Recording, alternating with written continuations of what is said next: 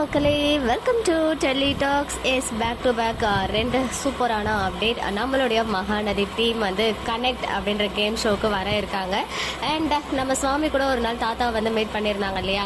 Maybe நான் கூட அது வந்து சர்ப்ரைசிங்காக ஏதாவது ஸ்டார்ட் மியூசிக் ஷோ வந்திருக்காங்களோ அப்படின்னு நினச்சேன். பட் கிடையாது, அந்த ஷோ ஹோல்ட் பண்ணி வச்சுருக்காங்க. இப்போதைக்கு கனெக்ட் கேம் ஷோக்கு தான் வந்திருக்காங்க. ஸோ சீரியல் முடிஞ்சும் நம்ம மகாநதி டீம் வந்து ஆல்ரெடி நிறையா சாதனைகள்லாம் பண்ணிட்டு இருக்காங்க. இதில் விஜய் டிவியில் வந்து நம்ம டீமாக கேம் ஷோக்கு இன்வைட் பண்ணது ரொம்ப ரொம்ப ஹாப்பியாக இருக்குது. பிகாஸ் ஒன்ஸ் அகைன் அவங்கள எல்லாரையும் சேர்ந்து வச்சு நம்ம விஜய் டிவியில் பார்க்க போகிறோம்.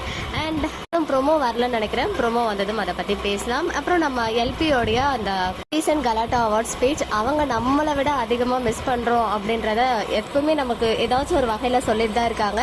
அந்த ஸ்பீச்சில் இன்னுமே கிளியராக பார்க்க முடிஞ்சிச்சு. அந்த 3.5 இயர் ஜேர்னி வந்து அவங்களுக்கு லாஸ்ட் டே இன்னையோட முடியுது அப்படின்னு சொன்னோன்னே மைண்டில் ஓடிக்கிட்டே இருந்துச்சு அப்படின்ற விஷயங்கள்லாம் அவங்க ஷேர் பண்ணியிருந்தாங்க. இன்னும் அஃபிஷியலாக கலாட்டா இன்டர்வியூ ரிலீஸ் ஆகலைனாலும் ஒருத்தவங்க வந்து குட்டி குட்டி கிளிப்பிங்ஸ் வந்து ஷேர் பண்ணிட்டு இருக்காங்க. ஆக்சுவலாக அப்படி பண்ணக்கூடாது, தப்பு தான். பட் ஷேர் பண்ணதால நானுமே பார்த்து அதை ரிலேட்டடாக பேசிட்டு இருக்கேன். உங்களுக்கு வேணும்னாலும் இன்ஸ்டால இருக்கு, போயிட்டு பார்த்துக்கோங்க. அண்ட் சீரியஸ்லி சொல்லணும்னா மனசு ரொம்ப ரொம்ப எனக்கு கஷ்டமாயிடுச்சு. எனக்கு இன்ஸ்டா யூடியூப் எல்லாமே ஸ்டார்ட் பண்ணும்போது ரொம்ப ரொம்ப ஒரு சென்சிட்டிவான பர்சன். இப்பயும் சென்சிட்டிவ் தான். அது வந்து ஓரளவுக்கு எதுக்கு எடுத்தாலும் அப்பெல்லாம் அழுவேன். இப்பெல்லாம் எப்பயாச்சும் அழற கோவம் எப்படியோ அந்த மாதிரி எனக்கு அழுகையும் கண்ட்ரோல் பண்ண முடியாது. டக்குன்னு அழுதுட்டு அதுக்கப்புறம் தான் அந்த ப்ராப்ளத்தையும் நான் ஃபேஸ் பண்ணுறதுக்கு ரெடி ஆவேன். எல்லாருக்குமே தெரிஞ்சிருக்கும் நான் என்னத்தை பற்றி பேசுகிறேன் அப்படின்னு. ரொம்ப ரொம்ப உடஞ்சி போயிட்டேன் சீரியஸாக. எனக்கு அப்போவே அவ்வளோ கோவம், கண்ட்ரோல் பண்ண முடியாத அளவுக்கு என்னையே மீறி அழுக வந்துருச்சு. இவ்வளோ ஒரு கண்மூடித்தனமாக நம்ம நம்பியிருக்கோம். இருக்கிறதுலே பெரிய வழி வந்து நம்ம ஒருத்தவங்க மேலே வைக்கிற நம்பிக்கையாக அவங்க அதை உடைக்கிறாங்க.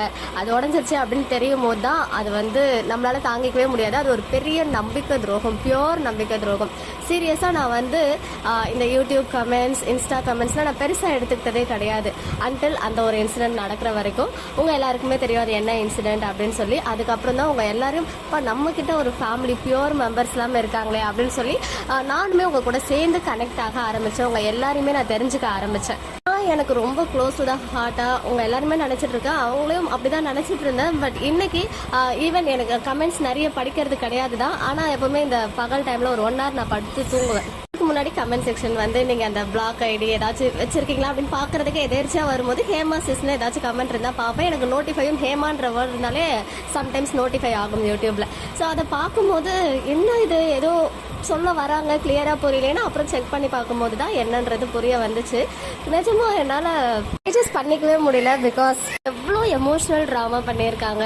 பிகாஸ் என்னால் என்ன பேசுறதுன்னு கூட தெரியல. ரொம்ப ஒரு மோசமான ஆளாக இருக்காங்கல்ல அப்படின்னு தோணுச்சு. ஏன் அப்படின்னு கேட்டிங்கன்னா, நான் கூட நிறைய க்ரைம் மூவிஸ்லாம் பார்ப்பேன். அதிலலாம் வந்து சில ஈவன் நேற்று கூட ஒரு மூவி பார்த்தேன், ஸ்கேம் பண்ணுறது, அதெல்லாம் பார்த்துருக்கேன். பட் ஃபர்ஸ்ட் டைமாக நம்ம கூட இருக்கவங்களே இவ்வளோ பெரிய ஸ்கேம் பண்ணியிருக்காங்க நம்மளுடைய கமெண்ட் செக்ஷன்லாம் அப்படின்னு நினைக்கும் போது அப்படியே ஷாக் ஆகிட்டேன். யாரையுமே அவ்வளோ சீக்கிரம் நம்ப மாட்டேன், அவ்வளோ சீக்கிரம் யார்ட்டையும் பேச மாட்டேன். இன்ஸ்டாலலாம் யார்ட்டையும் அதிகமாக பேசுறதே கிடையாது. மெசேஜ் கூட அவ்வளோ சீக்கிரம் நான் அக்செப்ட் பண்ண மாட்டேன். என்னையே இந்த அளவுக்கு ஏமாத்திருக்காங்கன்னா அவங்க எவ்வளோ பெரிய ஆளாக இருப்பாங்க. நம்ம நேர்லலாம் பார்த்து பேசியிருந்தா கொஞ்சம் கான்ஷியஸ் ஆகிருப்போம் யார் எப்படின்னு சொல்லிட்டு நான் டக்குன்னு ஓரளவுக்கு அனலைஸ் பண்ணிடுவேன். எனக்கு அந்த ஒரு கெப்பாசிட்டி இருக்குது. இது ஒரு சோஷியல் மீடியா பிளாட்ஃபார்ம், ஆன்லைனில் மட்டுமே பேசுகிறோம், பார்க்காமையே ஒரு ஃபேமிலி மாதிரி நம்ம எல்லாரும் ஒரு அழகான பாண்டிங் வச்சுருக்கோம்னு சொல்லிட்டு நிறைய தடவை நான் சந்தோஷப்பட்டிருக்கேன். பட் இப்போ சொல்கிறேன், யாருமே வந்து கண்மூடித்தனமாக நம்பக்கூடாது. நான் அதுக்குன்னு எல்லாரையும் மெயின் பண்ணலை. நீங்கள் எல்லாருமே எவ்வளோ ஜென்யூனான பர்சன்ஸ் அப்படின்றது எனக்கு கண்டிப்பாக இப்போவே புரியுது. பட் இருந்தாலும் நம்பர் கொடுத்து அவங்களுக்கு மணி அளவுக்கு போகிறதெல்லாம் வந்து கண்டிப்பாக அதை நம்ம வச்சுக்கக்கூடாது. அதாவது ஒரு எவிடன்ஸோ ப்ரூஃபோ இல்லாமல் நம்ம யாருக்கும் இந்த ஹெல்ப் கூட பண்ணக்கூடாது. ஏன்னா அந்த ஒரு ஹெல்பிங் டெண்டன்சி நம்ம எல்லாருக்குள்ளேயும் இருக்கிறதுனால தான் ஒரு சிலர் நம்மளை வந்து இப்படி ஏமாத்துறாங்க, எமோஷ்னலாக ப்ளே பண்ணி அப்படின்றது கிளியராக புரியுது. நம்ம எல்லாருக்கூடவும் எமோஷ்னலாக ப்ளே பண்ணிட்டாங்க. ஸோ இனிமேல் அதை விட்டுருங்க.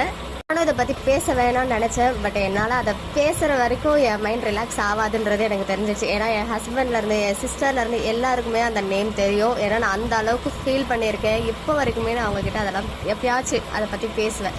பட் பற்றி பேசாமல் மைண்ட்லேயே வச்சுக்கிட்டா அது வந்து நல்லா இருக்காது. எதுனாலும் டக்குன்னு நம்ம மைண்டை ரிலாக்ஸ் பண்ணிக்கணும், ஃப்ரீ பண்ணிக்கணும். ஸோ பேசியாச்சு. ஸோ இதோட விட்டுருவோம். ஆஸ் யூஷுவல் நம்ம வேலையை பார்ப்போம். இனிமேல் நம்ம இன்னும் கொஞ்சம் கான்ஷியஸாக இருப்போம். அவ்வளோதான் சொல்ல முடியும். ஓகே மக்களே, நெக்ஸ்ட் வீடியோவில் மேக் பண்ணி